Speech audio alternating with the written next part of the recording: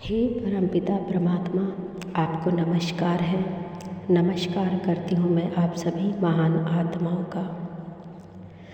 परमपिता परमात्मा के ज्ञान देने का तरीका थोड़ा सा अलग है। कभी ज्ञान एक शब्द में होता है, कभी एक पंक्ति में, कभी पूरी रात ही ज्ञान चलता है, या फिर कह सकती हूँ कि 24 आवर्स ही ज्ञान चलता है। कभी ज्ञान के लिए इंतज़ार करना पड़ता है, कई दिन हो जाते हैं तब भी कोई ज्ञान नहीं मिलता, और कई बार बिना ध्यान में बैठे ही हर समय ज्ञान की झड़ी लग जाती है। अनोखा है परमपिता परमात्मा का ज्ञान। एक बार परमपिता परमात्मा ने मुझसे कहा था कि मैं उलझाता भी हूँ और मैं सुलझाता भी हूँ।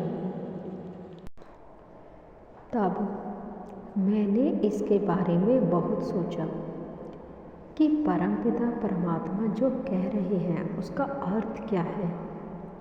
छोटी छोटी चीज़ों में मैंने कोशिश भी की, लेकिन मानव जीवन की सीमितताओं में मैं भी तो आती हूँ। छोटा सा मस्तिष्क उस अथाह ज्ञान के सागर परमपिता परमात्मा की बात को कैसे समझ सकता है।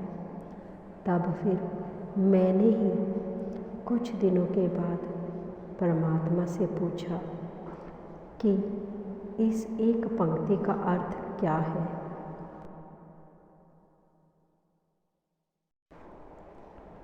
तब प्रभु बताते हैं कि इस एक पंक्ति का अर्थ, इस एक पंक्ति का संबंध हमारी अफर्मेशन से है, हमारी भक्ति से है।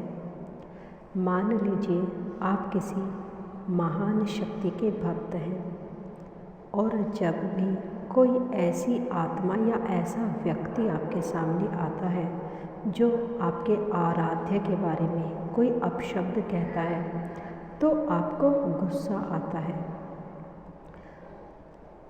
ये व्यक्ति क्या ईश्वर भी आपके आराध्य की भक्त का प्यार है? क्या आपके आराध्य इसे भी प्यार करते हैं आपके ही समान?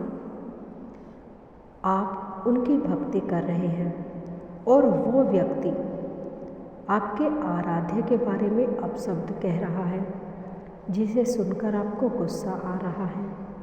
आप उस पर प्रहार भी करते हैं ताकि वो आपके आराध्य के बारे में कुछ गलत ना कहे। तो उस व्यक्ति को शक्ति किससे मिल रही है?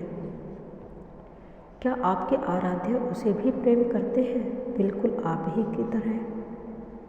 तो प्रभु कहते हैं, हाँ बिल्कुल करता हूँ। मैंने पूछा कैसे और क्यों?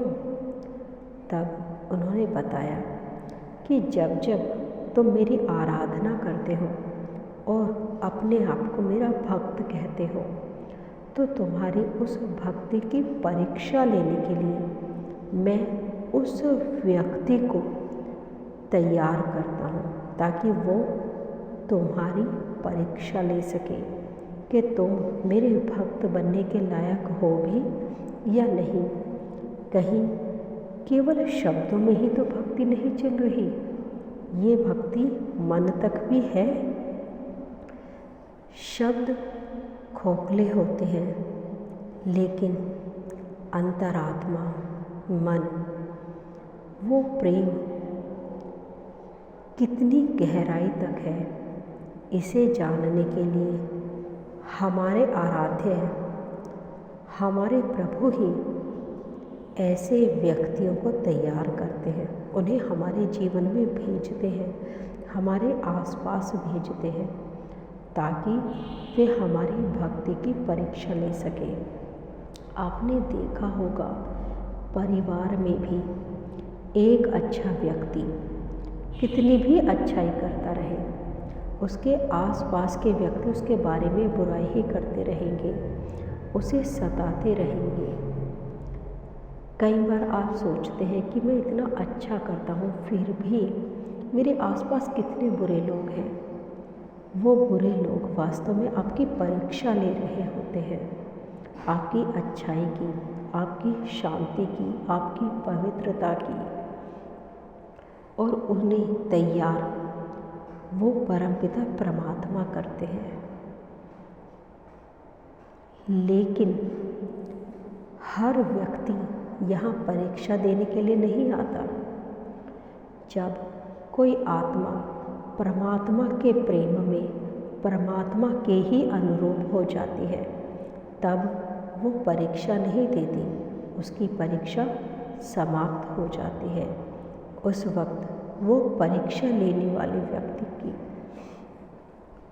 वध भी करती है, जैसा भगवान श्री राम ने किया था, जैसा भगवान श्री कृष्ण ने किया था। उन्होंने एक आत्मा से परमात्मा बनने तक का सफ़र तय किया था, अपनी महान शक्तियों को जाना था। जब तक आप भक्त हैं, परीक्षा दे रहे हैं, लेकिन जिस दिन अपनी साधना से, मन की गहराइयों से परमात्मा के अनुरूप हो जाते हैं, उस वक्त आपकी परीक्षाएं समाप्त हो जाती हैं। आपका दिव्य प्रकाश आपके केवल मुख से नहीं बल्कि रोम रोम से बहता है, और वो आपके आसपास वाली हर उन आत्माओं को जो आपकी परीक्षा लेने आए हैं या तो दूर कर देता है, या फिर आप उस वातावरण से उठकर दूसरे वातावरण में चले जाते हैं। इसीलिए प्रभु कहते हैं कि मैं उलझाता भी हूँ और मैं सुलझाता भी हूँ। इसलिए अब आप इस वीडियो के थ्रू समझ गए होंगे कि आपको भक्त से भगवान तक का रास्ता तय करना है। भौतिक और आध्यात्मिक इन दोनों का मिलन ही आपके जीवन में संतुलन स्थापित करता है। आप शरीर से भी जुड़े रहें और आत्मा के प्रकाश से भी प्रकाशित होते रहें। ये दोनों ही महत्वपूर्ण हैं और इनका संतुलन ही एक पुल का कार्य करता है, क्योंकि ये शरीर भी आपको महान कार्यों के बाद ही मिला है।